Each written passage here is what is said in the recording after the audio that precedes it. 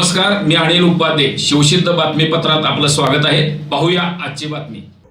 हातकणंगले तहसीलदार सुशीलकुमार बेल्हेकर यांनी अवैध गौण खनिज वाहतूक संदर्भात कारवाईचे आदेश तोप तलाठी यांना दिले होते. आज 10च्या दरम्यान तहसीलदार सुशीलकुमार बेल्हेकर, क्लार्क गजानन मेघमाळे हे टोप संभापूर शिये गावातील अवैधरित्या गौण खनिज वाहतूक करणाऱ्या वाहनांची सीए फाटा टोप इथं तपासणी करत होते. यावेळी टोप तलाठी अमोल कोटे यांनी KL 01 BJ 4077 हा गौण खनिज भरलेला डंपर थांबवून तपासणी करत होते. त्यावरील चालकाने डंपर मालक रमेश सर्जेराव शिंदे यांना फोन करून बोलावून घेतले. यावेळी शिंदे यांनी तहसीलदार तलाठी यांना तुम्ही कसे काय डंपर अडवू शकता असे विचारत शिवीगाळ करत दमदाटी केली. त्यामुळे तलाठी अमोल कोठे यांनी रमेश सर्जेराव शिंदे यांच्या विरोधात शिरोली MIDC पोलीस ठाण्यात गुन्हा दाखल केला आहे.